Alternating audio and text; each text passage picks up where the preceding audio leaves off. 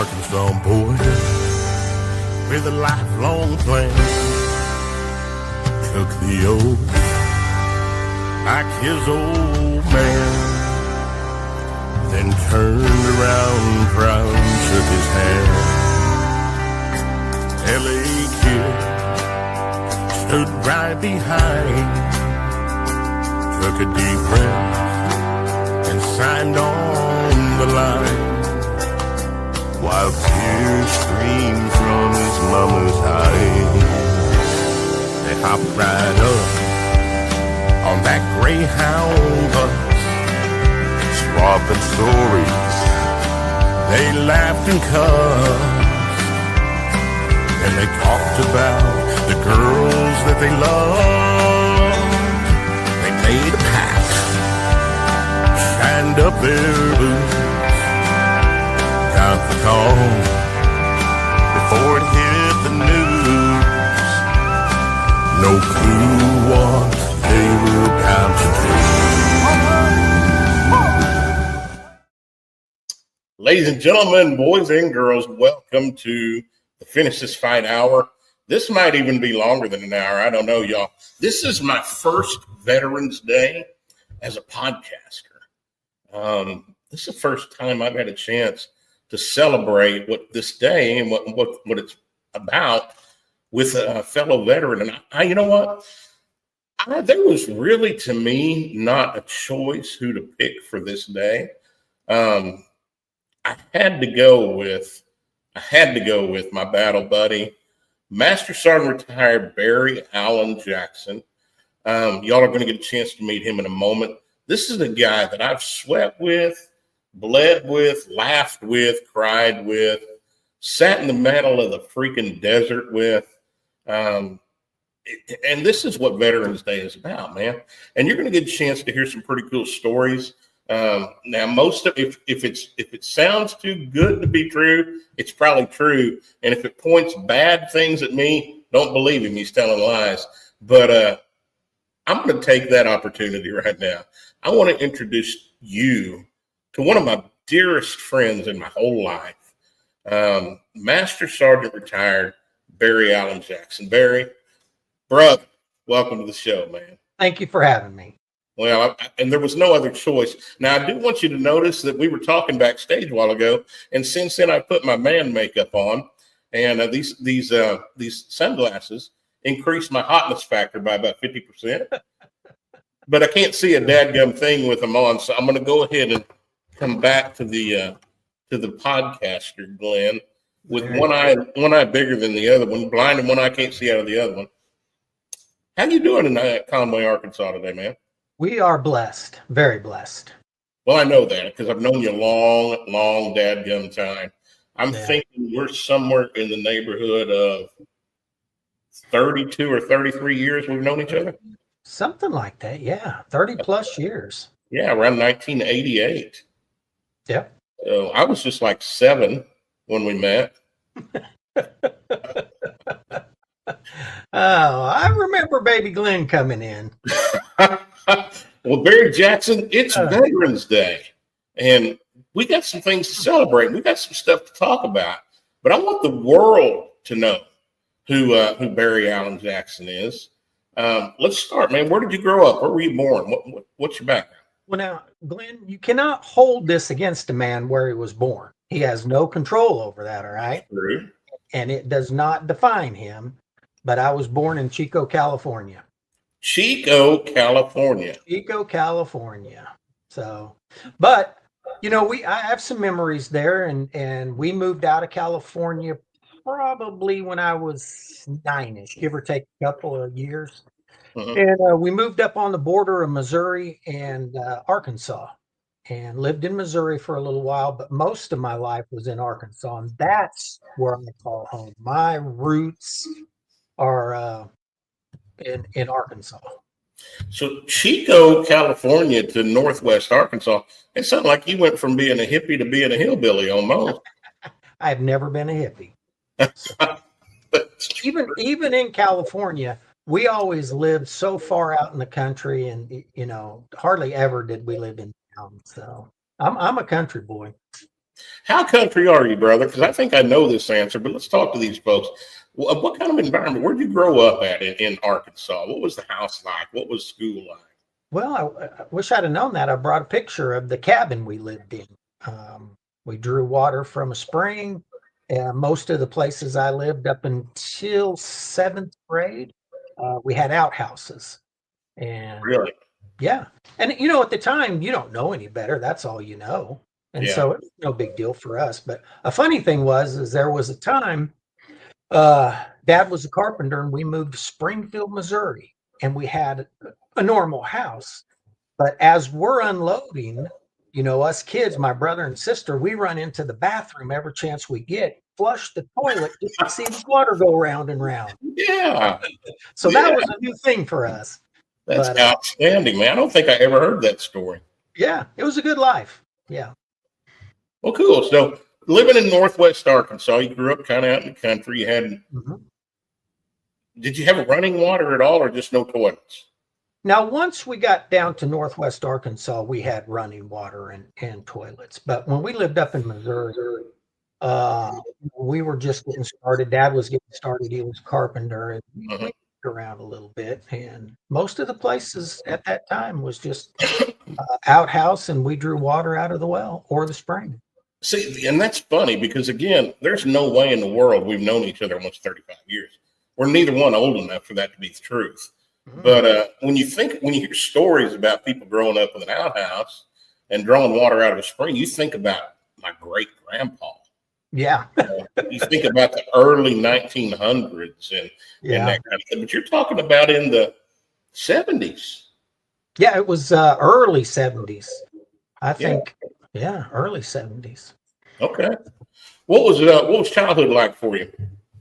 You know, this is not one of those poor little me stories, but you know, my dad had a very, very tough growing up childhood. And so he was an abusive alcoholic, and I don't want you to think that he was a bad guy. He was a good guy. There was good stuff in him. But when he got to drinking, he got mean and fought a lot. And so him and mom, he, you know, was abusive to mom.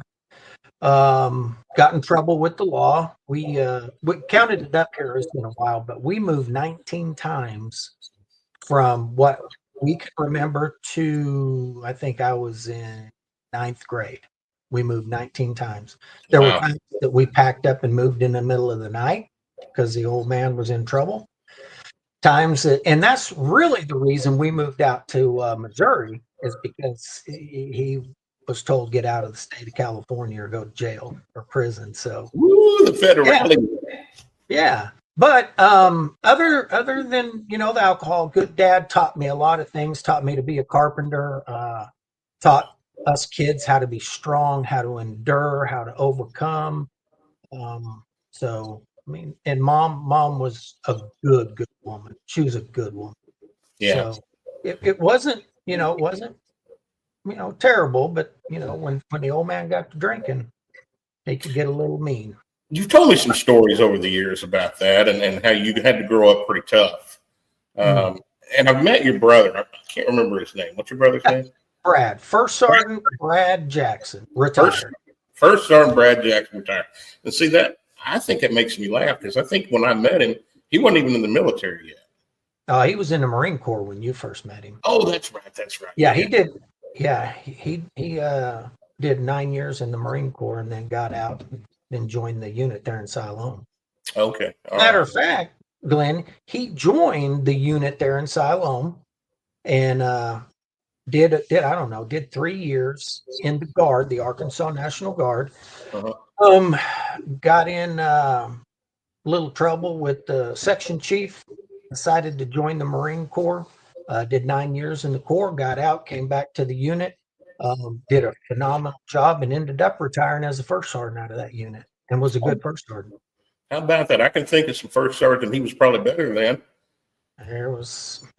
Let's not go down that rabbit hole, man, because we can go down a rabbit hole. We saw some stuff together. So grew up, it wasn't really Mayberry, you know, it wasn't Leave It to Beaver or that kind of thing, but had a mom and dad that loved you, Yeah. and Oh, raised you up and taught you to be tough and taught you how to work and that kind of thing. I mean, I think, do I remember right? You talking to me about there was a place you lived that even had dirt floors. Do I remember that right? no, was never that bad. It was never that bad. Not dirt floors. Man, I Uh, was thinking that for some reason. Maybe I just had a dream or something. mm. But I knew you were tough. And so around the seventh, you said around the seventh, eighth grade, you'd moved 19 times. What was school like for you? We were in and out of school. I was really never had a lot of problems in school. Wasn't an issue. Now I wasn't a great. I was probably a C student, you know. Uh, so I didn't struggle academically. I didn't struggle emotionally or can't think of the word interacting with kids. Mm-hmm. You know, Socially? I had a great time going to school. I love school. Okay. And you, if I do remember right, and this one I think I got, you ended up playing a little bit of football up there in Northwest Arkansas. Yeah, I never got to play. Never played sports until eighth grade was the first time played sports. Played a little bit of football for Siloam Springs, Arkansas, and then we moved to Gentry. And so from ninth to my senior year, played football at Gentry. Now we were a small school, but in my career we went 32-0 conference wins. We never lost a conference game. Wow. And So you're still buddies with some of those guys. oh man. Oh, my high school football team, we still get together every year. We rent a place, we spend the weekend together. We tell stories about what an outstanding academic student I was. Well, yeah, yeah. We laugh. We all look forward to this every year because these are some brothers. So, So dude, so brother, I'm 40 years graduated. That's got to put you about 45 or 6 years. 81, 25, 44. 44, okay. And still hang out with your old football team. That's Oh man. amazing. Hey, this was a small town. This is, we all talk in this town. We had the quintessential all-American high school experience. Just You know, good folks watching kids. this may not get it. There's something to small town USA, bro. Oh, absolutely. And there's some Yeah. really good things about it. And then there's if you're one that has any kind of a drama, there's some really bad things about it. Yeah. You know? Yeah. But it's a different deal. And so when we watch what's going on in the country today, which just blows my mind in the metropolis around the country, they don't understand the flyover states. No. They don't understand small town USA or No. corn fed farm boys or that kind of thing. What do you see as the difference, man? Let's compare it to today. Let's say you got some kids that's growing up doing those kind of things that we did, hauling hay, brush hogging fields, Yeah. doing that kind of thing compared to what you see in the cities. What did you learn from all that? Well, you can't hardly sum that up in just a short answer. Take the time you need. I mean, dang. I'm not sure where to start, Glenn. It goes back. My heart is for young men to be men, Uh-huh. grow up and be a man. Yeah. Not this, you know, feminized male version we have today. But a lot of it comes from number one. Here's the number one thing: we kicked God out of the school in Yeah. 1960, whatever. We kicked God out of our school and said, we don't want you anymore. And that is the beginning of the decline of the family, men, you know. But to go back to the man thing, I think what I mentor a few young men through the years, and one of the things I've seen is young boys don't know who they are. They cannot define who they are. Uh-huh. And I give them an example of, and I mean, this is it. If you were to ask me, who's Barry Jackson? Well, he's not a retired Army guy. He's not, didn't do construction, all this stuff. That's what I did. It's not who I am. And Right. who I am a prince of the Lord. I am a man of honor and integrity. I will not lie. I will not steal. And I will not be put upon me or my family. Uh-huh. So you can't sway me. I will not be swayed. That's who I am. So I know who I am. And this world can't sway me with all the lies and deceit and what they say is right and what's wrong. You can't fool me because I Uh-huh. know who I am. And so that's what I've taught my kids. And when I mentor young men, I teach them to define who they are. Don't stand for something, you'll fall for anything. That's exactly right. And I know what I'll stand for. And, you're not going to sway me. Well, Barry, you and I had some of the same experiences as children because, I was working in the dadgum body shop when I was 8 years old. Yeah. And, in the summer, if I didn't work for Dad, I worked for a construction company my ninth grade year. Hauled hay, bucked them hay bales. I Oh, mean, my goodness. we were taught to work. Yeah. And at a young age, man, Yep. at a young age, now Same they thing, call brother. that child exploitation. No. Brother, I'm telling you, hard work ain't never hurt no young man. And let's take it even a little farther. The women need to learn how to work at a young age too, Yeah. in a different manner, though. In a different manner. Well, Glenn, that's just sexist. No, it's not. God designed two genders to be, and they're different, but they complement each other. Once again, you can't sway me. That's a perfect example. There's a guy dressed up as a woman and he wants to be, called a woman. Brother, you ain't a woman and you ain't lying to me and I'm not pretending you are. So, Go do your thing, but don't expect me to buy into it. exactly. You can do what you want, but don't force it upon me and my family. And I'm not going to play your game. So you can't So, lie to me. so Daddy taught you how to construct stuff and how to work, and then school was Yeah. good, Yep. football was cool, and Yeah. what happened after high school? Was it straight to the military? I don't even remember. Nope. Quintessential American high school experience. Great time. Had a football coach who, in his younger days, worked the oil fields in Texas and Saudi Arabia. Yeah. And so there were four of us boys from Gentry, and he got us jobs. So I graduated high school on a Friday night. I jumped into a car with a buddy, two other buddies. We drove to Mineral Wells, Texas, and I was on an oil rig that night. Did you say Mineral Wells? Mineral Wells, Texas. Do you know that young man, and we're going to talk about this in a little while, that you met on the music video shoot that's going to get the exoskeleton, lives in Mineral Wells? Yeah, we talked about it. Did you? Oh, yeah. That's funny. So you know where he's from. Yeah. Okay. Glenn, that was one of the greatest experiences. It so much helped define my future. You walk onto that oil rig, graduate Friday night, on a rig in Saturday night, working with men. Okay? Yeah. These are roughneck men, and it's not little boy, it's not little high school. You better be tough and you better stand up for yourself or they're going to run over you. Barry, that's toxic masculinity according to today's standard. It was the best thing. It was the best thing. Man, and and the jokes and stuff. Oh, the tricks they played on you. Mm-hmm. It was great, but it made a man out of you and taught you how to stand up. And I know you're gonna get me, but you're gonna pay a big price for it. Bro, let's dig into that a little bit. Let's dig into that just a little bit.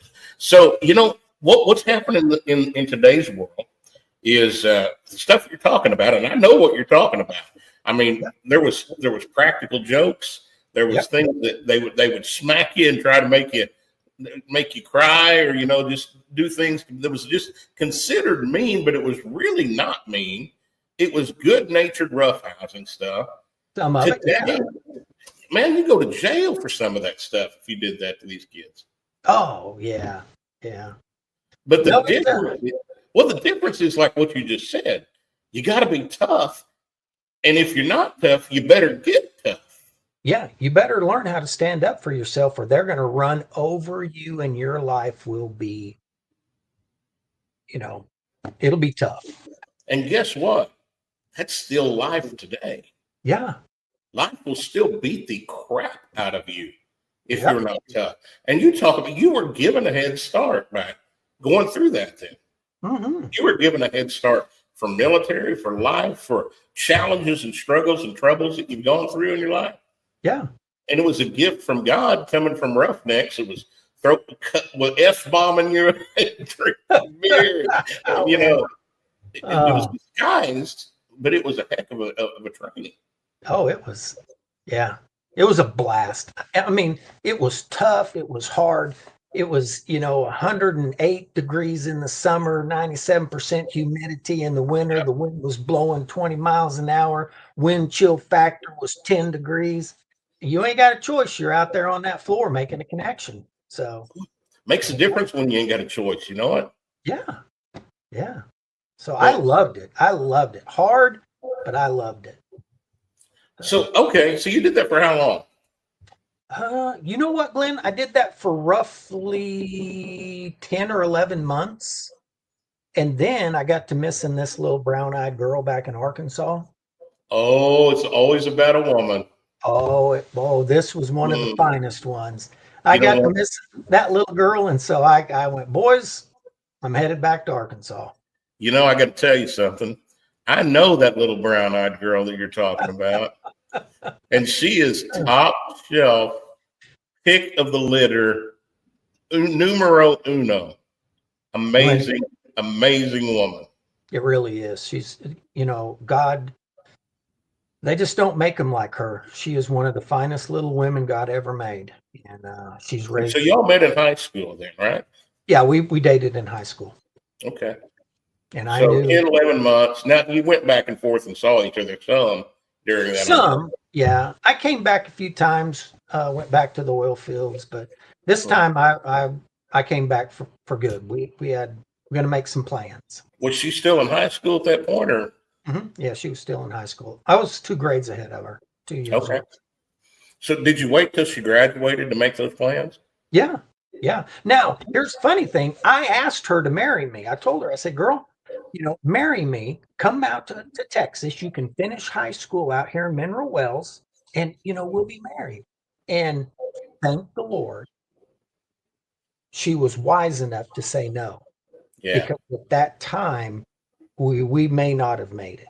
And she was wise enough to tell me no. But I did ask her to marry me. She turned me down. So that's one of my stories there. Well, there was a few challenges that you needed to overcome to be the proper husband and father that you were down the road. You want to talk about that a little bit? Well, just maturity. There was a little bit of a temper, if I remember right. Well, Maybe a little bit of a redhead temper. well, yeah, it could be. But that, Glenn, really, seriously,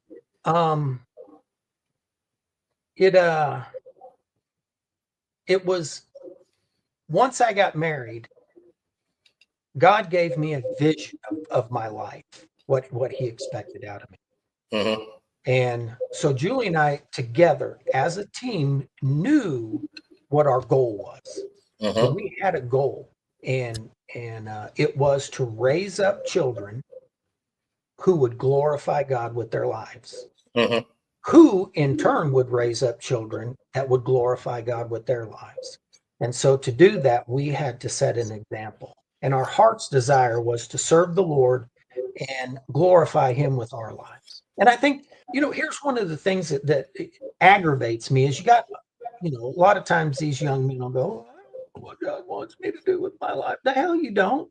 It's written right there in the Bible. If you just pick it up and listen to him, he'll tell you exactly what he wants you to do with your life. Oh, yeah.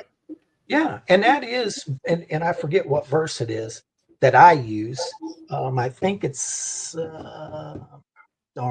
Joel 2, chapter 2, something like that. Basically says your job is to raise up children who will glorify me. Mm-hmm. Now, the other stuff is just ash and trash, Mm-hmm. Get wrapped around the axle. Do I become this? Do I want to do this? Should I be a missionary? All this crap. Just go do it. Make it. Oh, that's deep. Say that again. Just go do it. Just go do it. Make a decision and run with it. And if it doesn't do it, it's just like us artillery guys. and you adjust fire.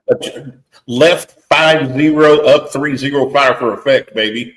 Exactly. And if that doesn't hit the target, then you adjust fire again. And you just keep learning, you keep growing, you keep getting stronger until you hit the target. And that target is one day you'll stand in front of God and you will hear, "Well done, thy good and faithful servant." Son, that's such powerful advice for a young man. Yeah. I see it all the time, Barry. I look around me, I see it all the time. People just not taking any action, whether they're afraid to fail or afraid to succeed, or, I'm a little bit like that. I'm a little bit afraid to try things, how I'm put together.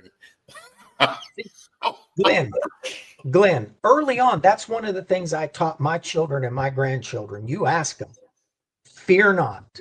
Over 365 times in the Bible, in some form, God says, fear not. Yeah. So go do it. Don't be afraid. Just like, I hate to, talk about myself, but, a buddy of mine, we got out of the 11th grade and it was that summer and he goes, "Hey, I've got a contact down in Louisiana. Let's go work offshore on oil rigs." Man, we jump in a truck and we haul down to New Iberia and we get jobs working on the oil rigs. Fear not. Go do it. Did it work out? No. I was only 17 and I wasn't old enough to work on there. Yeah. But it was an adventure. It's the same thing. You and I have watched this over and over and over with young men, soldiers, afraid to go do something, afraid to make a mistake, afraid somebody will laugh at them, afraid. Do not be afraid, man. Go do it. Well, it's guaranteed there's a way to fail, Barry. And the number one way that you'll fail is if you never start. Exactly. You're never going to get anywhere if you never start. Dude, I can't tell you how many times I've failed in my lifetime. I'm 58 years old. It might be 58 times. I don't know the number. But I'm a whole lot farther down that road than I ever would have been just sitting on my hands. Oh, yeah. And you miss so much letting fear hold you back. It just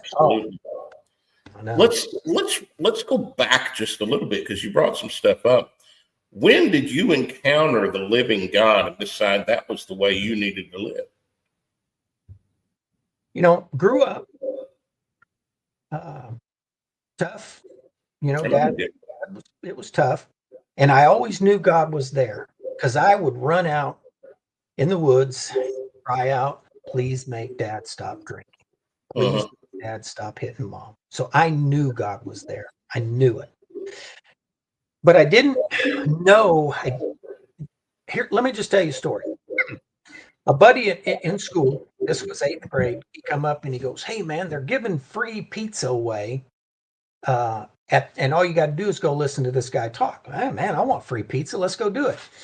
So what I didn't know, it was a David Wilkerson revival. And so went in there and listened to David Wilkerson. And I realized that Jesus died for my sins. And the only way to make it right was I went down and asked him to forgive me for my sins. And that second I said, "Please forgive me," I was clean. I was free, and I knew it. And my life was never the same. Now, was I a perfect guy? No, I still made mistakes all the way through. But he was there, and I always knew it, and always, was guilty when I did stuff wrong. Until the day I married that little girl of mine, my little bride. That's when we went, okay, now we're living for him. How old were you then? In what, teenagers? Yeah, I was a teenager. How old are you in 8th grade? 14, 15? Somewhere in that neighborhood. Yeah. So okay. That's my salvation story right there. David Wilkerson was a very well-known evangelist. Crossing the Switchblade? Crossing the Switchblade, yeah. Yeah. Yeah. It was David Wilkerson. How about that? I didn't know that. Yeah. Okay. Hmm. So you made a commitment to Jesus. And then that was enforced and became stronger when you married your little bride, which is the way it's supposed to be. Yeah. God said, it's not good for man to be alone. Nope. Let's make for him a helpmate and put two and two together. I don't know that I'm one that believes that there's only one woman for one man. Yeah. But there's definitely a wrong woman for a man. Yep. And there's a wrong man for a woman, and you got to be kind of careful about all that. She got married. Wait, it was somewhere around 85? 84 when I got married. 84, okay. Yeah. Here's something, Glenn. Got married that little girl, and the next morning I packed her up in a 72 Pontiac Le Mans, and we headed to Alaska. Dude, how'd you like to have that Le Mans right now?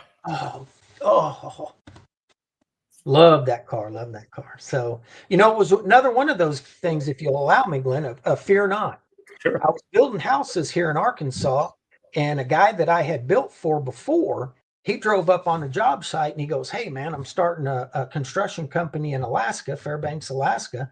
He goes, "I want you to go to work with me and help me start that company." And I said, "Let's do it." And we made the plans. I dropped everything, went to Alaska, worked up there a few months, flew back, got married. Next day, took that little bride up to Alaska, and another adventure. But the thing was, no fear. Let's go do it. Now, you say no fear. Did you have a little bit of fear of that little brown-eyed girl? I really want to know the truth, because I think I know the truth, but she's been a good one, bro. Oh, I know. I hit the mega million, the jackpot, when God gave her to me. Oh, I've seen her jerk a knot in your tail a time or two over the years. Yeah. It needed to be done. So went up to Alaska. Here's the question. I mean, we're talking about veterans today now. When did the National Guard or the Army come into play? And you said, that's a good idea. I think I'm going to do that. Once again, fear not. I came back to Arkansas after the oil fields, and was kind of resting up a little bit, because that was 7 days a week. There were no days off. 7 days a week for, I think I was up there, 10 months, 11 months. And if you wanted a day off, you had to find somebody that would work 16 hours, work their shift and your shift. So it was hard to take a day off. But anyhow, got back to Arkansas. I was kind of resting up. I was in our local little hamburger stand playing pool. A buddy of mine walked in. He goes, "Hey, I'm joining the Army. You want to go with me?" Let's go. I put the Q pool stick down. We jumped in his car. We drove straight to Siloam Springs to the National Guard Armory, walked in and said, "I want to join." So you had never thought about it before that? No. Recruiter come over. He said, "Sign here."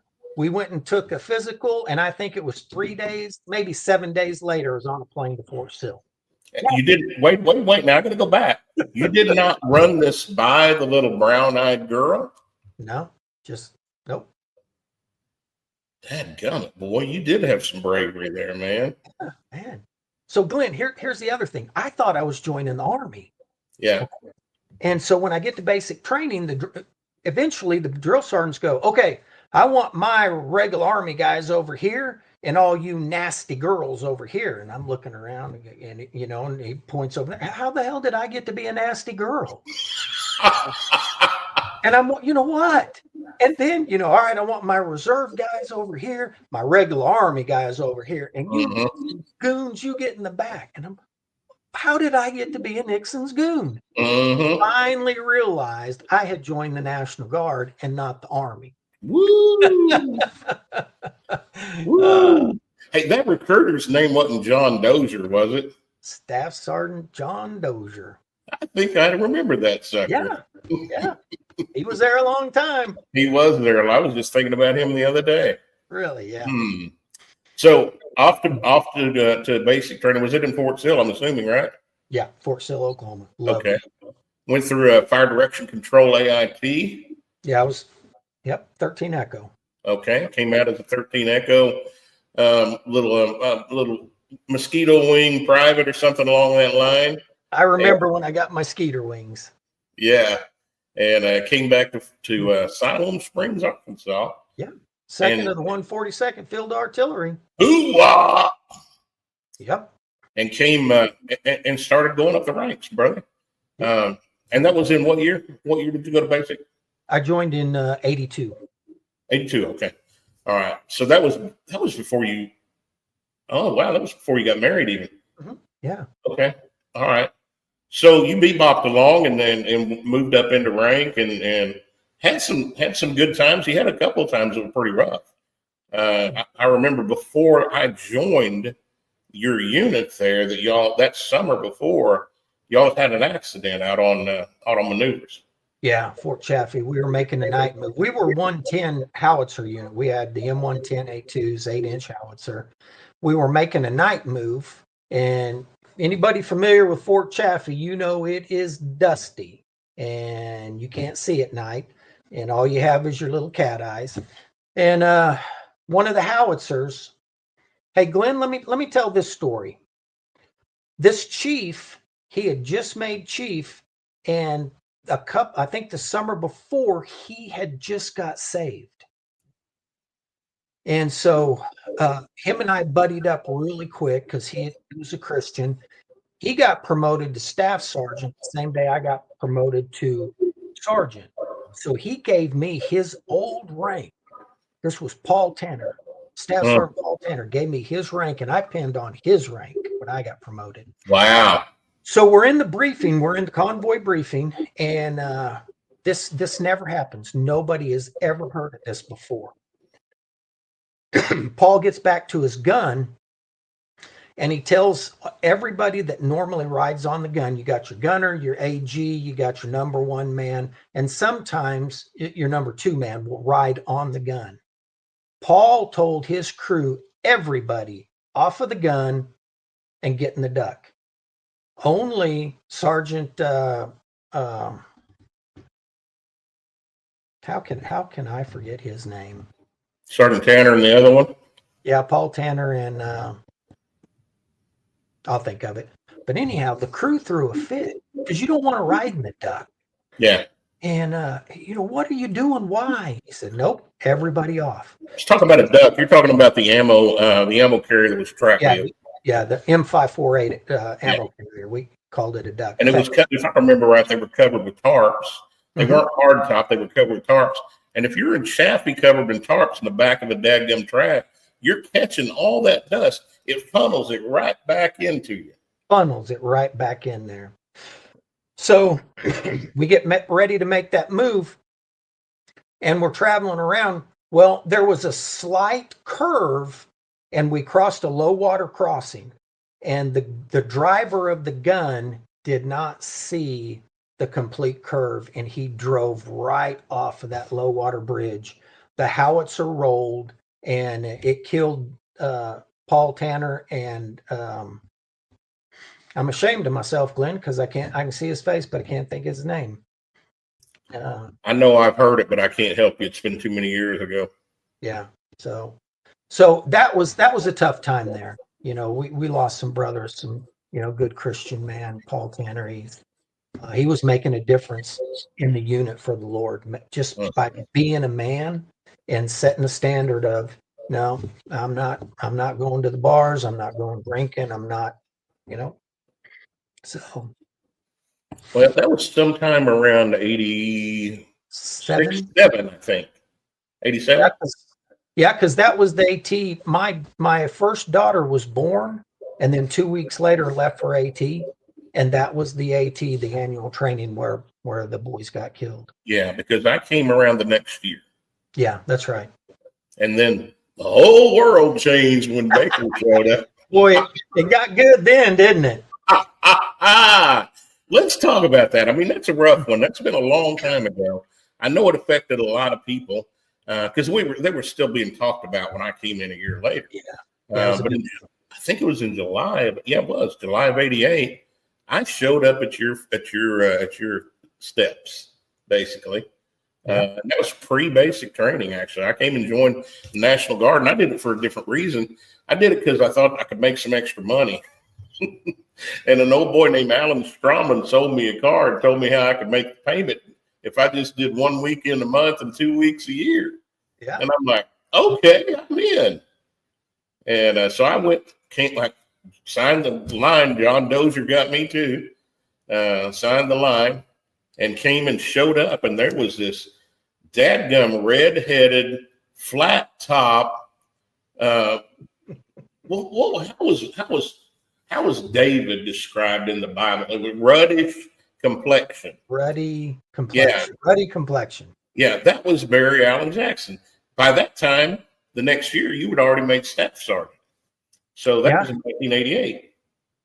Yeah, I think somewhere. Yeah, because that was the year I made E5, that AT that the boys got killed. Because Paul and I got promoted that in the field and I used his rank. Okay, yeah. So, yeah, you were up to E6 at that point. And I walked in, I don't know. I feel like I probably looked like a deer in the headlights. But do you remember when we met? I don't remember specifically, but here's what I do remember. I remember when you walked in, immediately I felt, the first impression was, all right, I got a man and not a little boy. Doesn't matter how young, but I've got a man. And now I don't have to worry about corralling little boys. And you remember some of those that, got in there. Oh, yeah. It wasn't about age. It was about maturity. And so I was 20 years old when we met, I think. Yeah. But I knew I had a man and not a little boy. And so immediately I could rely on you. You were one of the ones, what, some of what I say is you were neck up. You were smart. And once you knew something, how to do it and that it needed to be done, never had to tell you to go do something over and over because you knew it needed to be done. And you would do it to the best of your ability. You didn't half-ass anything. And, that's what I was saying at one time, Glenn. The other thing that was commendable, honorable, and I respected is you always thought about the greater good. It wasn't about you and poor little me, I got to do this or that. You were about the greater good. And so I'm telling you, guys like you made, leaders' lives easy. Well, dude, it was easy being in your command, and we just hit it off right away. Yeah. It really wasn't even fair to everybody else, probably, how much we did hit it off. I came in as a mosquito wing, a little E2, because I had some college before under me. But not only that, weren't you honor grad at basic and AIT? Yeah. So I had a little bit different experience in basic and AIT than you did. They didn't separate us as National Guard or regular Army. And when I walked in, you had actually, Barry, took a big part in that because you prepared me for a few months before I went to basic on what to expect. Yeah, we were. Yeah. So I knew how to stand at ease. I knew how to stand at attention. I knew these things going in already. And I just walked in my mind thinking, okay, this is going to be fun. This is a game. I mean, I've had the crap beat out of me in wrestling practice many times. I've been in better shape than 99% of the population through the sports and what I was able to do with wrestling in college, high school and college. So that part didn't bother me. Being yelled at, it was a game. Yeah. It wasn't serious. No. It was designed for a reason. There was a purpose. Tear the weakness out of you to the point where there's nothing left, and then build the soldier back. Yep. And so for me, I think I've told you this probably, but when we got into the holding welcome center, reception center, and that was kind of easy. I mean, you're there, you don't have responsibilities. You line up here. You're going to go get your uniforms. You're going to go get fitted. You're going to go get your stuff, throw it in a duffel bag, come back. Now we're going to go cut your hair. How do you like your haircut, son? Oh, just a little off the top. Okay. Get your hair cut down. Yeah. What's that? That's the good stuff. Oh yeah, that's the good stuff. And I'm like, man, this ain't what I was expecting a little bit more. And then they load you up when it's time to go to your unit. Load you up on a bus. Man, there's a drill sergeant in there. He's laughing with you. Say, hey, now you're going to get this thing's getting ready to change a little bit, and and then you get there, and that door is thrown open, and all hell breaks loose. Shark attack. Well, Shark attack. That's the way it ought to be. Yes. Somebody threw chum in the water. And all hell breaks loose. And all of a sudden, I've been called stuff that ain't nobody ever had the guts to call me before in my life. And right in my face, I'm thinking I probably could shave with the spit that I was getting there.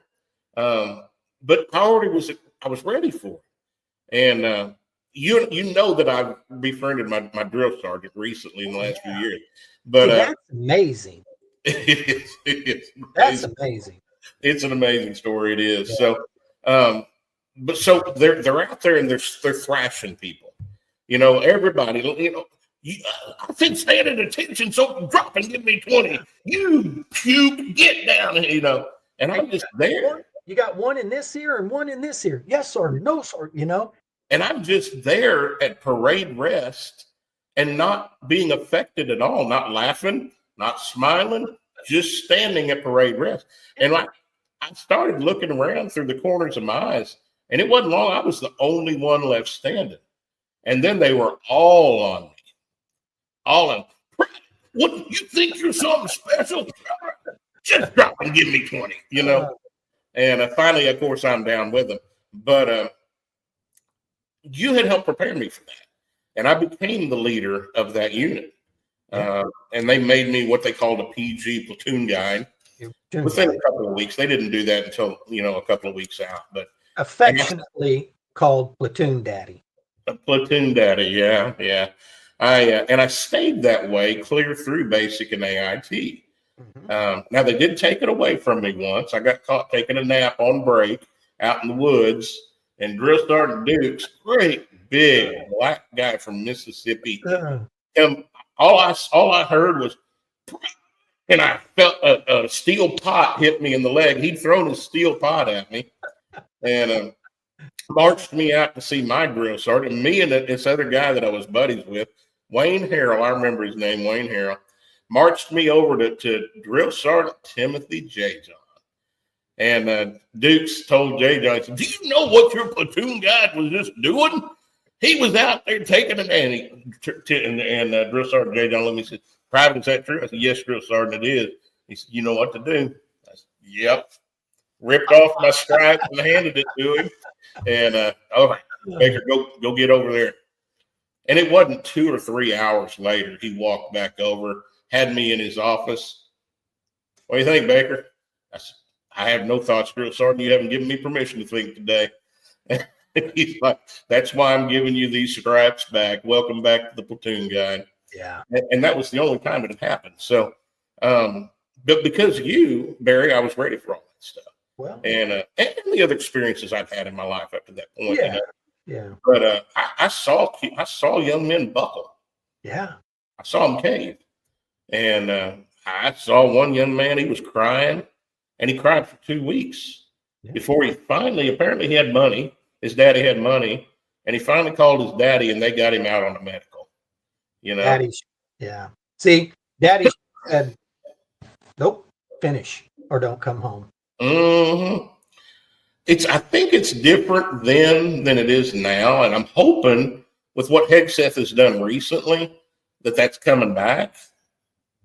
Oh, man. Thank God for Secretary of War Pete Hegseth and what he's done with my military, bringing it back to standard merit based and get rid of.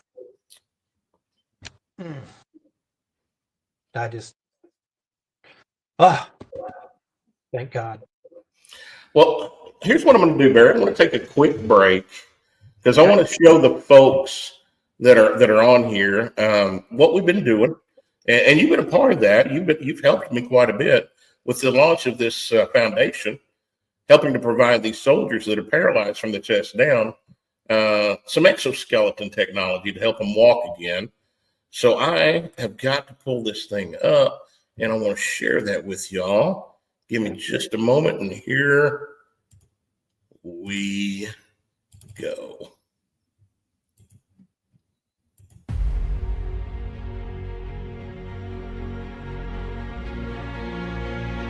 So I had a 60 millimeter mortar that landed 3 feet in front of me, and so it didn't cook off. And so it technically they would consider it to be a dud, but it wasn't a dud. It had a broken propeller on it. I got pictures of it. I carry with me and stuff. It's about the size of a 1.5 liter bottle, but it has kill radius about 25 meters, 20 to 25 meters. So basically, if that round would have went off, then confirmed dead would have been 20 to 25 meters.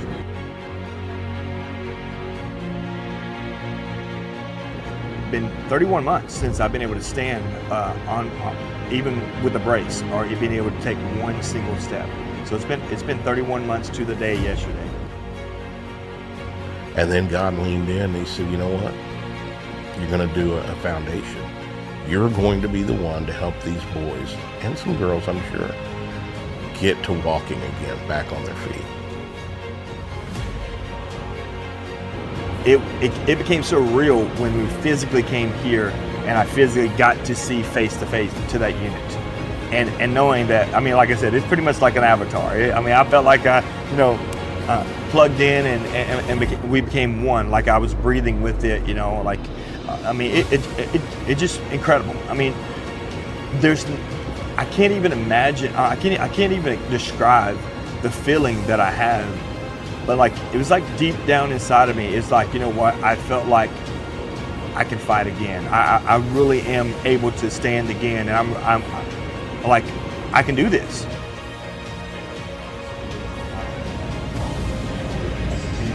Like, I guess the sense of pride,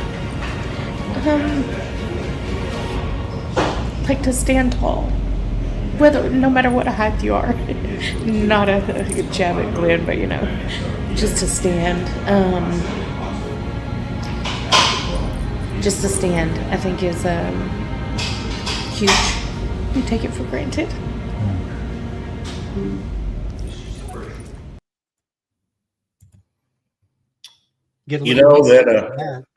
What's that? I can get a little misty watching that.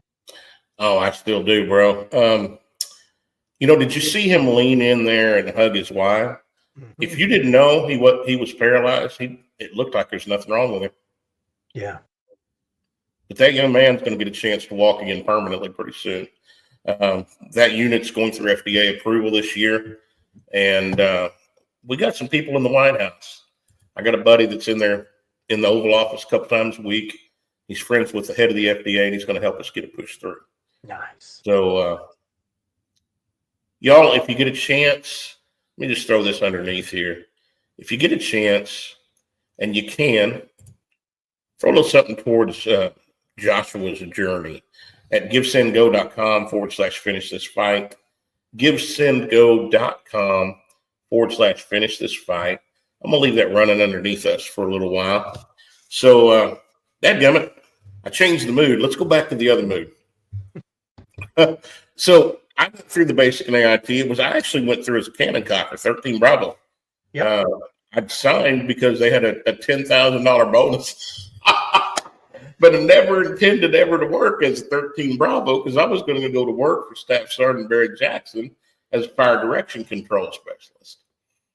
And I came back, and that's where you were hitting on a while ago. I was one of the only ones, I'm sure it's happened before, but I've never heard about it, that graduated from basic and AIT with a letter of recommendation from the battery commander to go directly to officers candidate school. That's right. I forgot about that, Glenn. Yeah. Yeah. So I was the distinguished honor graduate, but also had a recommendation to go directly to OCS. And I don't know. I was told that was kind of unheard of, but it was one thing in my life, Barry, that I found that I was pretty good at. Naturally. And now there's never been anything in my life that I was great at naturally. There have been some things I had a little bit of talent at, but man, I had to work hard at them to be good. When I started wrestling in the 7th grade, I didn't win a single match. that year. Not one. Not even close. I mean, it wasn't like I was close to winning. Not one. But old Glenn said, no, enough of that crap. And I worked my butt off. And by the time I'm a senior, I only lose 2 matches. And one of those is because I separated my shoulder. So I had to work really hard. When it was time to start singing after Desert Storm, God called me into the music, the Southern gospel world. I was okay, but I wasn't great. And so I went to Nashville and I hired some masters in the gospel music world to teach me how to sing and how to harmonize and how to present the gospel and how to do it in a way that was professional. So, but the Army, it just came naturally for me. Oh, yeah. And let's talk about that a little bit. I came back and was squared away soldier. When I left, I was just a dude and came back and was just creases, creases, everything right. And I remember coming to the door where Sergeant Duncan was at, and I wouldn't come through the door. I stood at the door at parade rest. Sergeant Duncan, Private Baker, reporting for duty, and handing him those orders in the letter. And he was like shocked, man. Yeah. But I came back and we got to work. Let's talk about that a little bit. We had some good times there, man, for a couple of years. Yeah. So that was 1989. I got back from basic and AIT in April, I think, of 1989, which was right before. No, that's right. Yeah, that is right. Because right before I joined, y'all were in Carson. Oh, Went to Fort Carson, Colorado. So I got in right before, like April of '89, and just like 2 months before our next AT, which would have been back at Chaffee. And you just took me under your wing, bro. You taught me what I needed to do and the things that you needed done. And I didn't have the rank to get on the computer. I didn't know what I was doing when it came to actual fire direction control because I hadn't gone through that school. But you taught me and gave me a leg up. Before I went to AIT, the secondary AIT, in 1990. But let's talk about some of our adventures. Do you remember calling me up saying, Baker, we got some equipment out in the field we need to go spend the night with on a Friday night because nobody's going to be there until next Saturday. You want to go? I'm like, yes, I do. We were pre-positioning. Pre-position, yeah. And so I showed up and we got out there to the guns or to the bivouac location and all is well. We're just hanging out doing the thing. Yeah. And yeah, I think we even might have went. Now we might have went swimming in one of them swimming holes out there that night too. I don't remember. I think that was with you. If it's not, maybe I'm telling stuff I don't need to tell. It's been so many years, but it's possible. But I do remember some things that happened that night, and so we were in the hooch behind the 577, sleeping. And about 2 o'clock in the morning, I hear somebody go, Baker. What? Look to your left. And do you remember what happened that night? Yeah. I think you might be able to tell that a little bit better because I looked over to the left and y'all, this far from my head was a black and white tail doing this. Yeah. And there was a skunk digging in. I woke up and I had to pee bad. And I started to get up and I heard crunching, and it was a potato chip bag or whatever. And looked over there and there was a big skunk and he was eating up all of the. It was my dadgum chocolate donuts. Is what chocolate donuts. Yeah, he didn't want the white ones. He wanted the chocolate ones. And I was worried that you were going to wake up and, jump up or move and he was going to spray inside the hooch. And we were ruined if he ever sprays. Well, you say that, but you're like, grab him by the tail. No. Oh my God, I forgot. Grab him by the tail. He can't spray you. No. Yeah. And so we laid there. I guarantee you it was an hour. Oh, at least he ate those donuts. He ate the Cheetos, and I had to pee. I almost just peed in my the farts in the sleeping bag. But son of a gun, yeah. And all you had to do was reach out slowly, grab him by the tail, and walk him out because he can't spray if you get him by the tail. So I'm somewhat dismayed at your lack of.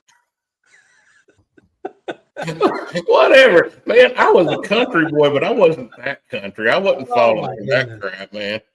I knew dadgum good and well that you hadn't tested that theory. No, I've heard it was a wise tale. I've never personally tested it, but I was sure hoping you would. And I didn't fall for it. We waited. I'm going to guarantee it was an hour and a half for him to get done buffeting on my morning breakfast. Yeah, breakfast was gone. Yeah. Well, no, we still had the white ones, the powdered sugar ones. He didn't want them for some reason. That ought to tell you something. If an animal don't want to eat it, it probably ain't good for you. Yeah. But so yeah, we had that time, man, and we had some time with Barrett. We had some fun times. We went out.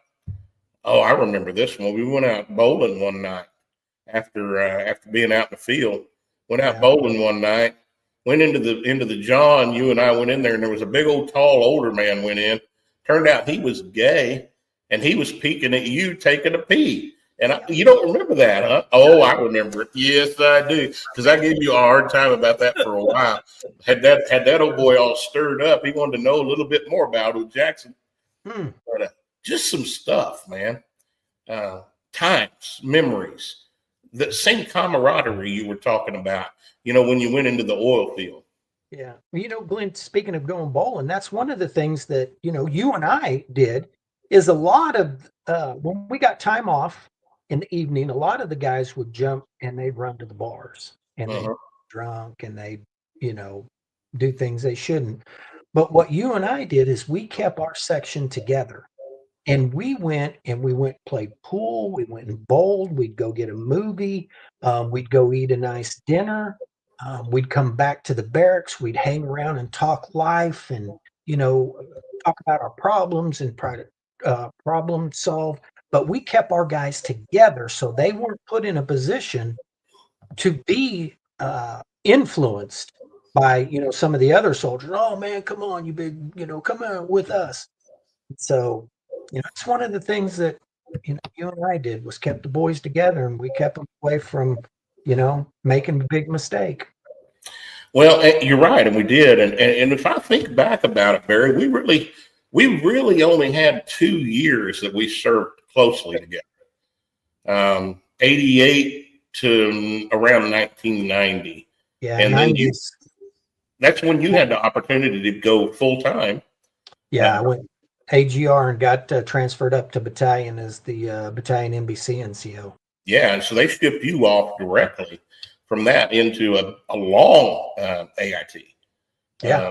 That was, 7 or 8 months? No, it was 17 weeks.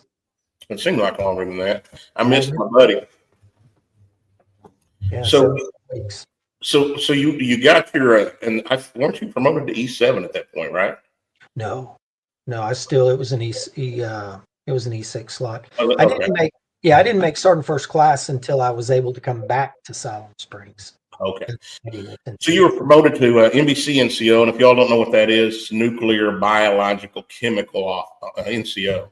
Mm-hmm. You were in charge of the battalion's chemical training and preparedness. Yes. Okay. So that's bebopping along. You're doing your thing. I'm doing my thing without old Barry. I'm trying to figure out a new chief that I knew more than he did, probably. And then November the 15th, 1990, my 4th wedding anniversary, I was working out at Foundry at the time, and we got a Raging Bull phone call. Raging Bull. And it was boys report in the morning to formation. We're going to war. And I remember in August of that year, I was at my secondary AIT school in Little Rock at Camp Robinson, Arkansas. And I remember looking through a window. Somebody had a TV on and seeing that Saddam had invaded Kuwait. Right. And I don't know how, Barry, but I knew we were going. I just knew we were going on that. And sure enough, and that's the first major conflict since Vietnam. Yeah. And called Panama. Yeah. Panama didn't last long. I'm talking about the real deal wartime stuff. Correct. Correct. And so November 15th is when we got the call, and off we go to Fort Sill. And I got to learn stuff I ain't ever learned yet in order to be, what's that? We went to that new system, like TACFire off from BCS, didn't we? Yeah, I didn't know it. And all of a sudden, I've got a section chief, but I'm the one that's responsible for aiming and charges and all that stuff.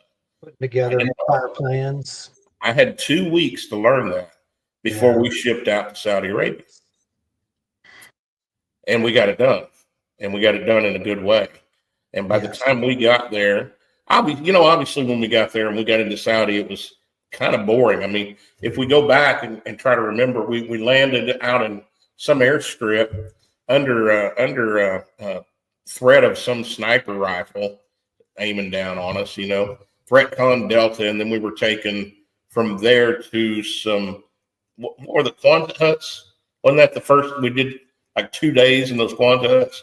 No, I don't know. I went advanced party, so I was there. I flew into a different place and stayed at a different place. Okay. So we went as a section, then went to the Quonset huts for a couple of days, and then we were shipped to the Kobar Towers. Right. That's where I met up with you. Yeah. Was at Kobar Towers. And we were at Kobar Towers for, I don't even remember how long, maybe a week. Something like that. Wasn't a long time.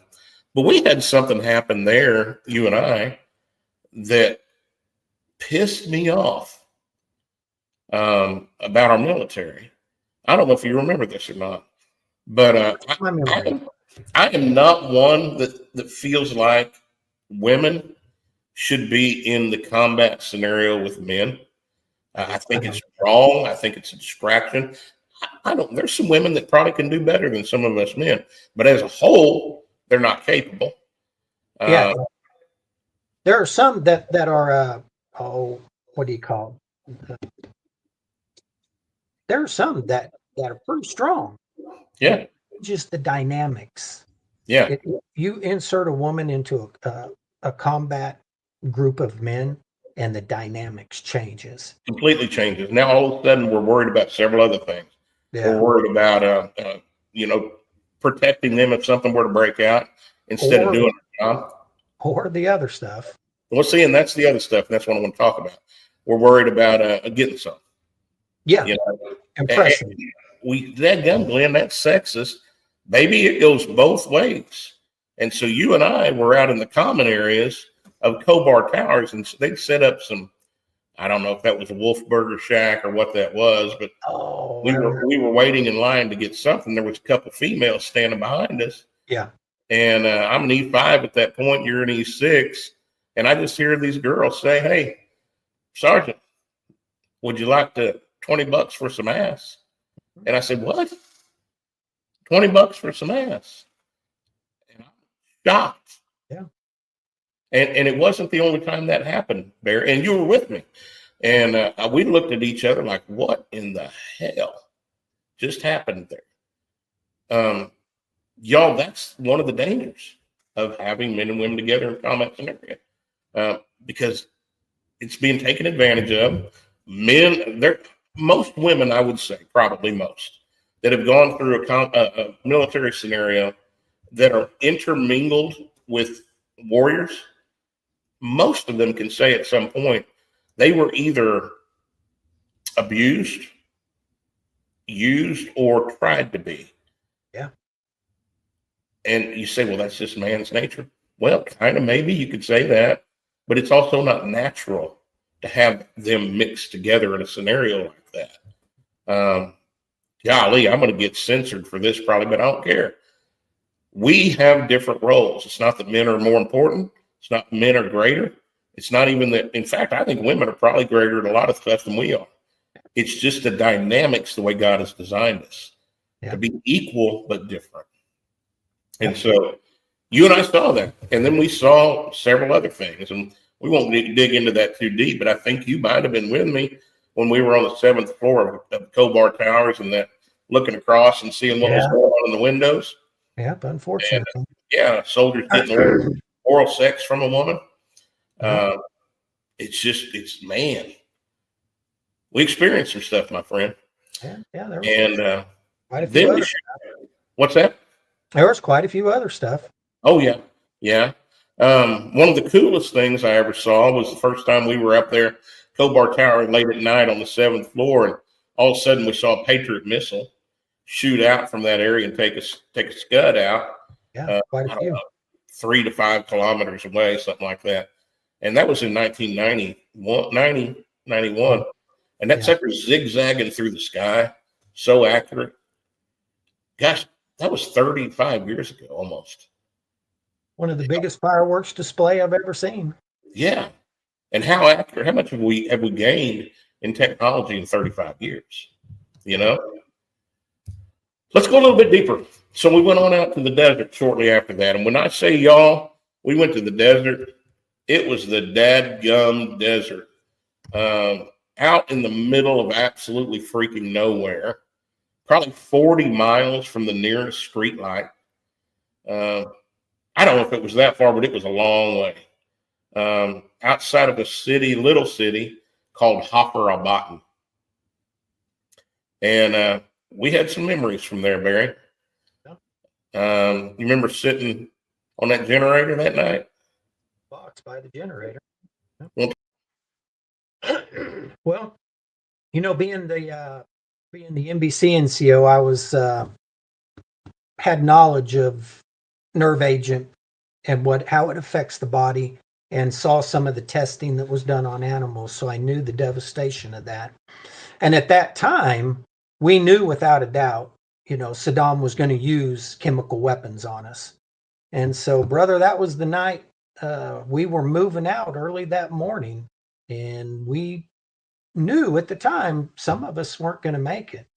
And so you and I, sitting on that box, talking life, talking family, talking kids, and brother, we made a pact that if one of us didn't make it back, the other would take care of, look out for the family and watch over those kids. We did make that pact. Yeah. There's a lot of things you've said here so far today that I didn't realize the influence that's had on me in this career now in music, and the song that I just released last year called Finish This Fight. And whenever all that took place, the General Flynn thing and doing that show and having the honor to perform with him, and seeing that Marine stand up and walk around after being paralyzed for 7 years, and he was able to walk with the help of an exoskeleton. And I knew I needed to write a song, and I was beginning to do that. I started talking to you about it, and you just said, "Fear not." I don't know where it came from. I don't know what the conversation was, but that stuck with me. And that is the first words of the chorus. Fear not, you won't be alone. And that was written about you and me. That chorus was written about you and me. And that night, that night that we were out there on that generator in the middle of the desert. Yeah. And 35 years later, Barry Jackson, fear not. You won't be alone. Oh. I still got your back no matter where you go. Yeah. Well, that was, Glenn, and you're right. It was indicative of us. We knew we faced death. We knew we were facing death. And, you didn't shirk from it. You didn't turn to the right or the left. You moved out and you went straight into it. The Lord took care of us. We were blessed, but, we didn't shirk it. It was our duty, and we stood up and we moved out smartly. That's the life of a soldier, though. That's nothing to just shake my head at. say, hey, I look at me. That's what we do. Yeah, that's what a real man does. What a real man does, what a soldier does. And unfortunately, not everybody's built that way or able to even hold it that way. But that's what it is. And so when people say things like, thank you for your service, there's nothing to put back into anybody's face about that. I appreciate it. I think it's a little cliche. Probably most people don't put any thought into what they're really saying. It's just what you do nowadays, you know. But here's the truth. Can I venture off just a little bit here? Yeah.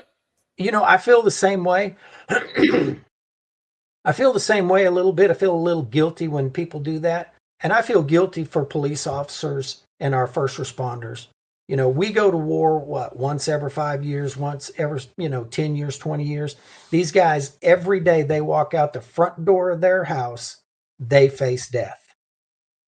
And those are the guys that, thank you for your service. Yeah, I agree with you, man. I agree with you. So you've been instrumental in my life even to this day. God's taken me on quite a journey. He's taken you on quite a journey. I ETS'd out of the Army and the National Guard in 1994. I just decided this was not for me forever. Right. I'd served. I've done my part. I had an opportunity with business, growing my business with my dad. I had 2 kids. There wasn't a full-time opportunity that I could do. There was one point I thought I'd make the Army a career, that I'd go to OCS. In fact, I was on my way to OCS when we got called up for Desert Storm. You're right. I forgot about that. Well, I'll tell you, the military, the Arkansas Guard lost a valuable asset by you not going to OCS. Well, I appreciate that. And I don't know if that's true or it's not true. I just know that God has had his hand on my journey. But let's talk a little bit more about yours. So you retired with how many years? I did 9 as a traditional guardsman and then 23 as AGR. And so it was just a little over 32 years. That's a long time. It was a good life. When did you retire? Officially October 2013. Okay. So you've been retired 12 years-ish. Yes. Through all that, you and I have stayed in contact. Glenn, you really, truly have been my longest, closest, never left my side, always had my back friend. Well, and I've loved you since I met you. I've got very few people, I can't even count. It doesn't even fill up one hand of people that I call a true friend. Yep. But Barry Allen Jackson, BA, is one of them. Yeah, BA, and he's the one at the top of the list. That's brotherhood. Oh, man. But you've had some challenges. Let's talk a little bit about that. So during Desert Storm, and I didn't even know this happened until you started having some problems from it. Talk to me about the night that you were behind an MLRS during the war. Well, number one, never seen an MLRS, never knew what it was, didn't know its capabilities. So we were online one night, and everybody was firing. And all of a sudden, there was this purest white light, this overwhelming heat that kind of crushed my insides and picked me up, and I was flying through the air and flew into the front of a Hummer, hit the side of my head. I was extremely furious. I didn't know what had happened, had no idea what would happen, but I was furious because I couldn't find my weapon. We were online, and I was tied up in them dadgum camouflage nets. Finally found my weapon, got back up by my lieutenant, and we, resumed our duty. But we got to interject here because people don't understand. You're talking about pitch darkness outside of that white light that goes already. That's kind of blinded you. But then you go into pitch darkness. Y'all, when you're in a desert 40 miles away from any light and there's no moon, boys, I'm telling boys and girls, you can't see your hand in front of your face. It's like being in the pit of a deepest cave that you've ever been in. And so you got blown up more or less and couldn't find your weapon and got picked. Yeah, I was fierce. But anyhow, bled from my ear a little bit. I don't remember if it was both, bled from my nose. But here, I didn't know what had happened because I didn't know anything about an MLRS. So as time progressed, I started having what I called head rushes. You know, when you stand up, you get a little dizzy. And then through the years, they progressed more and more. They got longer and longer. And Glenn, when our unit converted to MLRS, and the first time I seen that rocket launch, it hit me what had happened. A launcher pulled up, because it's pitch dark, a launcher pulled up and fired a rocket, and we were in the backblast area. So when that rocket went off, that's what picked me up and threw me. And they didn't see you and you didn't see them. And nope. Wow. See it. That was so close to a friendly fire accident. It's possible, yeah. Oh, easily possible. Yeah. So through the years, that progressed, got worse and worse, and one thing led to another, and finally got diagnosed with epilepsy. And we got sent to the Epilepsy Center of Excellence at the VA in Houston, Texas. And that's where, you know, those specialists said, yeah, you got a little TBI, and it manifested and turned into epilepsy. But, you know, for years, I didn't know what had happened. Well, people don't really, I mean, TBI and PTSD and all these acronyms are just thrown around an awful lot in the veteran world. TBI can jack you up, man. And it not always immediately. It's something that happens over a course of many years. So you're talking about 1991. You didn't start really having seizures until after you retired. Is that right? Around 2015? Yeah, I was, excuse me. I was having seizures, but I didn't know what they were. Oh, okay. It wasn't Grand Mal. It was something else. Not at that time. Mm-hmm. I was seasoned up, but I didn't know what it was. But yeah, after I retired is when eventually I had a couple of Grand Mals, and, you know, eventually got sent to Houston, and that's where they go, yep, you got epilepsy. Okay. I'm on medication, and you know, it's taking care of it. I've been doing good. I'd like to talk to your doctor about that, because I think there's something they could probably do to make you a little bit better looking. I don't know. But you've had a few other challenges since then. So about a year and a half ago, a little over that, mm-hmm. You were dealing with a lot of back pain. About 2 years ago, I guess. Dealing with a lot of back pain. Yeah. Years of use and abuse, picking up things I shouldn't. You know, I had, my back was hurting, and, you know, MRIs and X-rays. You know, they seen, yeah, your discs, the 405, the 4L5 need to be fixed. So we found, excuse me, found a surgeon, and he came with great recommendations, and he briefed Julie and I up. Surgery will be about an hour and a half. You'll be up walking that day, and you'll go home the next. Do you remember you and I having a conversation that week before, and I'm like, Barry, don't get surgery. Let's find another way. You remember that? Yeah, I do. Yeah. All right. So go on. So went into surgery, and I woke up paralyzed from the waist down. No, was that May of last year, May of 24? May 13th of 2024. Paralyzed from the waist down, and no explanation. This, that, and the other, and basically was told that anytime you have surgery on the spinal, near the spinal cord, the nerves, it's dangerous, and those nerves probably got inflamed, and that's why you're paralyzed. And they didn't know if I was ever going to walk again. I don't remember exactly when. It was the next day or the day after that you called me.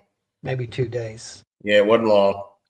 And I'm like, hey, BA, how you doing, man? What's going on? He said, I'm doing okay. You don't ever tell me you're doing okay.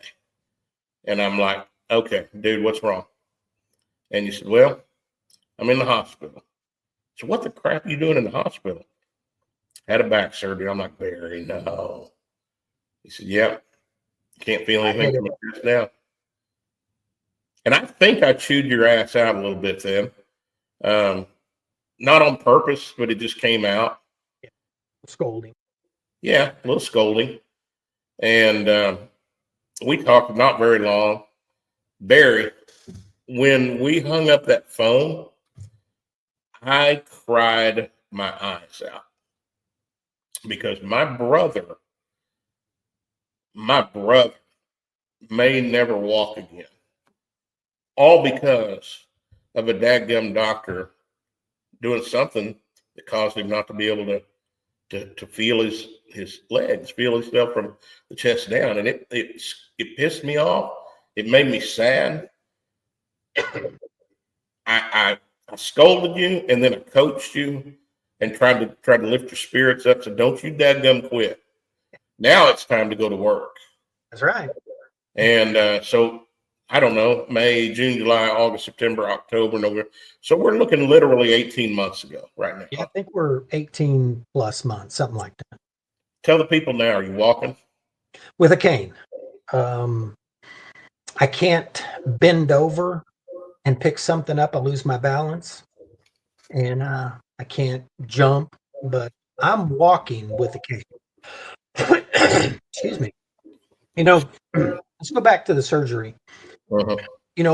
So many people, when they heard it, they'd go, oh, you should have sued. You should sue. No, I don't need to sue. I'm not that kind of guy, and I'm not after money. And the thing is, this doctor may have not done anything wrong, Glenn. It may have been a perfect surgery, and something just happened to my nerves. What did happen? Because you told me this a few months ago. I've never heard of this in my life. But you found out nobody has. Recently. You found out something recently. Or the surgeon, something happened, out of his control. But it wasn't his fault. He didn't do anything negligent. I'm not going to sue over that. Number one, I don't have time to waste on that. I've got to get focused on walking again. And they told me I may never walk again. I told them, I said, let me tell you something. By God, in 6 months, I'll be walking. Uh-huh. Now, I was behind a walker and took a step. I consider that walking. Right. So we tried to find out what happened. The best I got from anybody was that the nerve got touched and was inflamed. Okay. I'm not satisfied. Actually, a little bride of mine is not satisfied. There you go. Let's get to the truth. Yeah. So eventually we found a doctor. We did an extensive MRI and found out I had a stroke in my spinal cord. Yeah. So for some reason, the blood got shut off to that portion of my spinal cord, and a spinal cord stroke.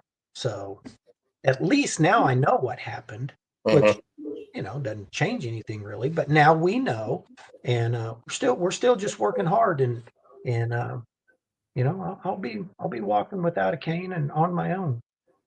Well, they told you it'd be 18 months to 2 years. If you were going to recover, it would be, and then you would be as far as you're going to go. I don't want to hear that crap. No. I want to see you doing some PT and doing a 2-mile run. Okay? Yeah. Just because I want to see you suffer a little bit. I don't want to run 2 miles, but I want to watch you do it. I don't know 2 miles is in my future, but Well,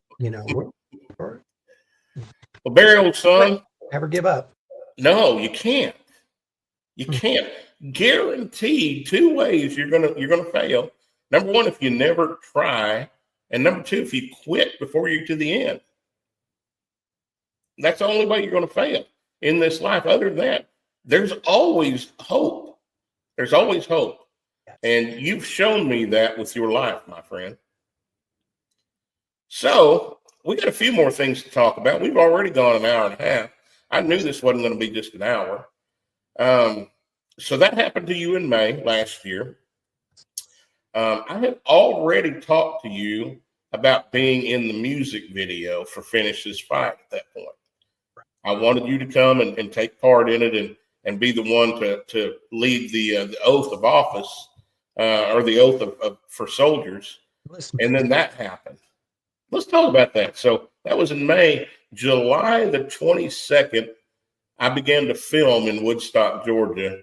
And old Barry Allen Jackson and his young stud of a son, who is, by the way, a helicopter pilot. helicopter pilot. He's a Warren. He's a W3. He's a 3? Yeah. That gum, I don't like him anymore. He's already gained way too much weight. Yeah.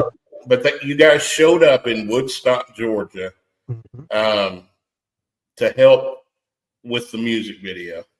And here's the stories of some heroes. So you were just a couple of months outside of having that stroke in your spinal cord. You really couldn't walk much yet. No. You could stand, but even standing, you had to hold on to something. Yeah, I needed major support just to stand. Yeah. But you came and brought your dress blues, and you took part in this thing. We had My another brother called. What's that? My brother called. Well, yeah. But see, that's something I really want to focus on. Your brother called and you came. I gave you the out. I said, dude, I get it. You can't be here. Don't worry about it. You're like, hell no, I'm coming. And you did. There's another guy that did the same thing. So this young man, Joshua Holm, that we just saw the video on a while ago, 3 weeks prior to the music video, and he'd been planning to come and be part of it the whole time too. 3 weeks prior to the shooting of the music video, he had an esophageal tear. 17 centimeters out of 23 centimeters of his esophagus ripped open. And he literally was moments away from death. Yeah. He'd lost so much blood. Yes.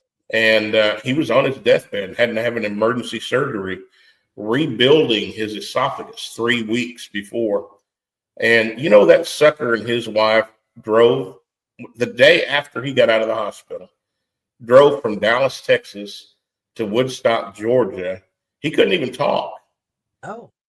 He was not able to speak. He was using a board and writing down what that stuff that he was talking about.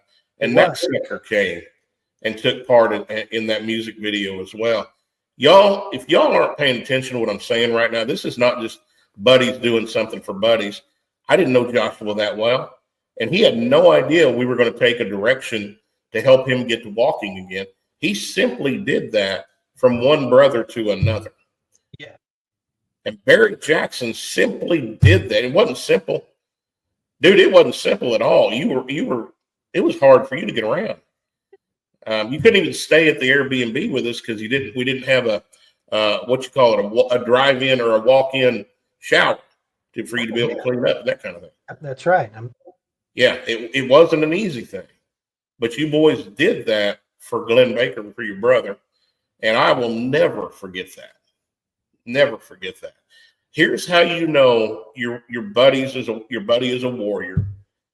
Is when the little things don't matter, they're gonna plow through and be there for you. That's rare, Barry Jackson. And you are one rare human being, and you are my friend, and you are my brother, and I love you. Let's not get all emotional. Too late, maybe. I want to talk real quickly about what's going on in the world today. And we just kind of hit on it a while ago. We had a period over the last 5 years where we had people in authoritative positions in the military that were naturally born men wearing dresses and earrings and saying they were women in a position of authority, like colonels, majors, captains in our military. We had physical PT requirements that had been lowered to the point that anybody could pass it.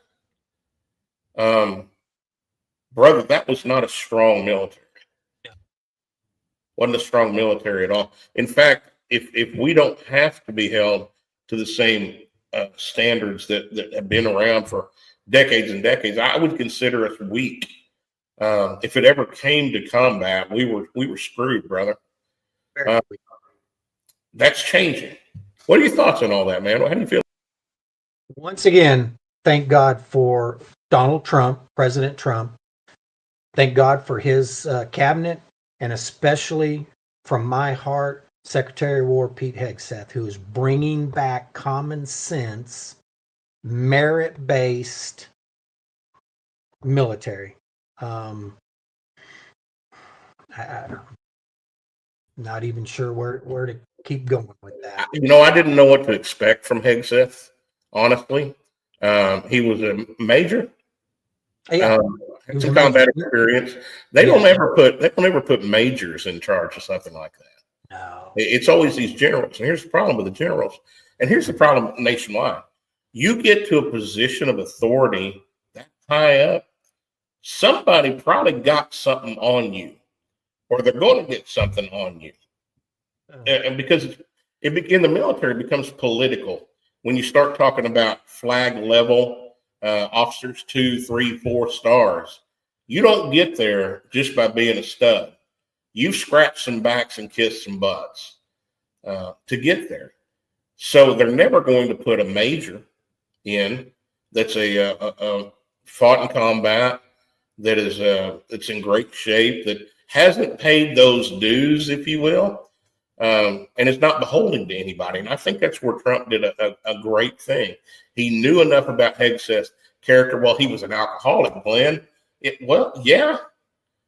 When's the last time you've seen somebody that hadn't screwed up and got something in their life they can point to? But he overcame some of that. Years ago when he was a young man. Yeah, exactly. I mean, let's talk about RFK Jr. Well, he was a drug addict. Well, yeah, but you're talking when he was 20-something years old. The man's 70-something and way fitter than I am. I mean, I ain't going to take my shirt off and stand next to RFK Jr. Not right now. I do have the body of a Greek god, but it's underneath about 3 inches of inert material right now. So I didn't know what to expect from Hegseth, but I got to tell you, I'm pretty daggone proud of him. Oh, me too. I don't have the words how brokenhearted and disheartening I've watched the military change. And when I started seeing the change was the day that Bill Clinton did the don't ask, don't tell crap. Yeah. That I've watched for 32 plus years, our military just go to shit because of the and I didn't know it back then, but the DEI woke crap. Yeah. You know? Yeah, we weren't aware of why. We just saw what it was. Yeah. So, brother, we're going to probably wrap this thing up. I want to give you the floor though, because one of the things, as you've gotten a little bit more silver in your beard and not so much red in your hair, you've attached yourself to is finding young men that you can mentor. There's some young men going to be watching this today. What would you, as a guy that's seen some stuff, man, you've been through combat, you've trained soldiers, you've raised children, now grandchildren. And you don't have any greats yet, do you? Not yet. Good. Put that off for a while, because I don't want to hear them be calling you great grandfather. I don't have but you've done it. You and that beautiful bride of yours have helped some folks. What do you got to say to this young generation, 16, 17, 19, 20 young men that maybe they haven't had somebody like you to help them? What do you got to say to them? Glenn, and it's so hard for young kids to have the opportunities that you and I had. And I say opportunity, haul hay, mow lawns, work in the grocery store, in fast food, that just, we don't have that opportunity much. These young kids don't. The other thing is fathers have failed to be fathers. I've seen too many of them over the years just want to be their friend. God didn't design you to be their friend. He meant you to be their dad. You give them a min, max, right, and left. And when they step outside that boundary, you put a boot in their ass when they need it and a pat on the back when they deserve it. I implore dads, young dads, grandfathers, to raise up men who will stand in the gap and raise up men. Glenn, I didn't come up with this on my own. I read a book one time called Raising a Modern Day Knight. It was before I had a son. And it's by a guy named Lewis. Can't remember the first name. And one of the things that we talked about is knowing yourself, knowing who you are. Is I grew up not knowing what a real man was. When will I be a man? How will I know a man? What does society tell me when I'll be a man? Well, society tells me the first time I have sex with a girl, now I'm a man. That's as far as a thing from the truth. So in this book, it gives you the definition of a real man, and it's the acronym REAL. R is for reject passivity. Don't sit around and go, oh, okay, whatever will be, will be. E is for expect the greater reward. You don't do this for earthly praise. You do it for godly praise. A is accept responsibility. You don't ever blame somebody else. You don't ever whine and complain and make excuses. You accept responsibility. You go, that's mine. I own that one. I screwed it up. And L is lead courageously. Fear not, lead courageously. I gave that to my son. He memorized it. My grandson, who is probably, I think he's about 7, he knows it. You walk up to my grandson and you go, hey, what's the definition of a real man? He'll rattle that off in a minute because he has a definition of a real man. So I implore fathers, grandfathers, single moms, find a man who will raise up a real man. Give him a definition, give him a purpose, give him a mission. Because if you don't have a target, you'll miss it every time.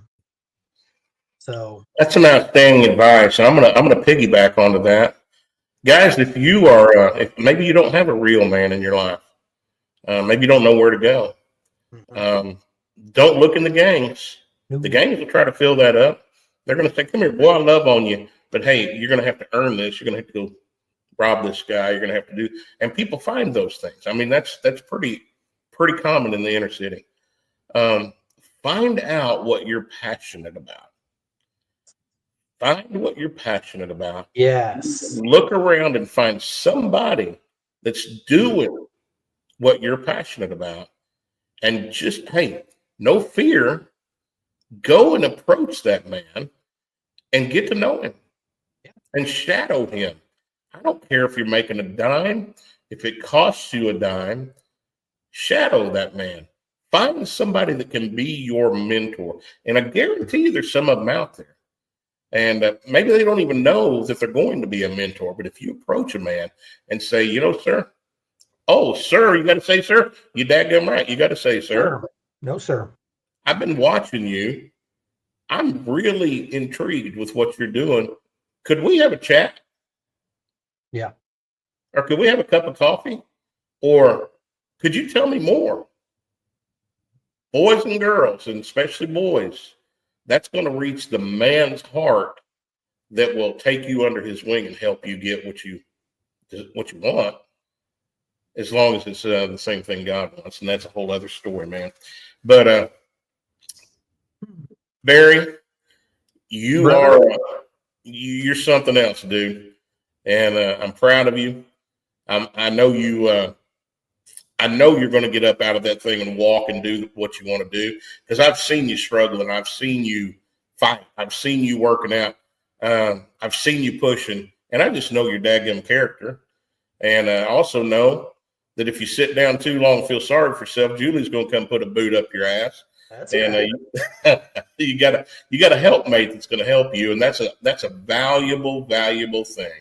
Yes. Yeah. You got any last words? Anything you'd like to end with?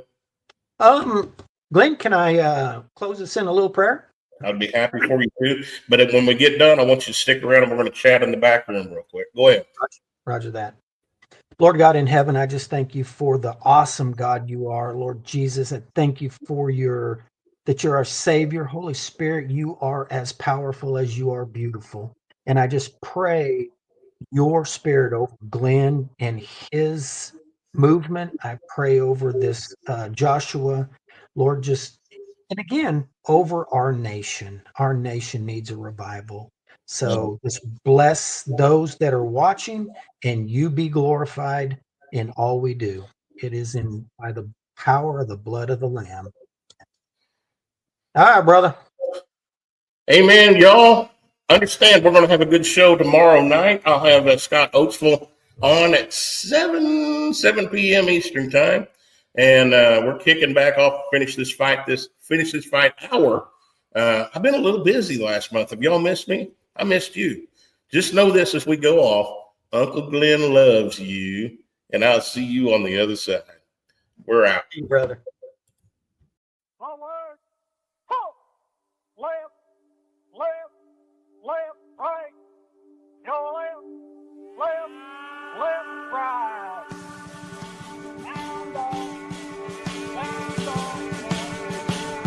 Arkansas boy with a lifelong plan took the oath like his old man, then turned around proud and shook his hand. L.A. kid stood right behind, took a deep breath and signed on the line, while tears streamed from his mama's eyes. They hopped right up on that Greyhound bus, swapping stories. They laughed and cussed, and they talked about the girls that they loved. They made a pact, shined up their boots, got the call before it hit the news. No clue what they were about to do.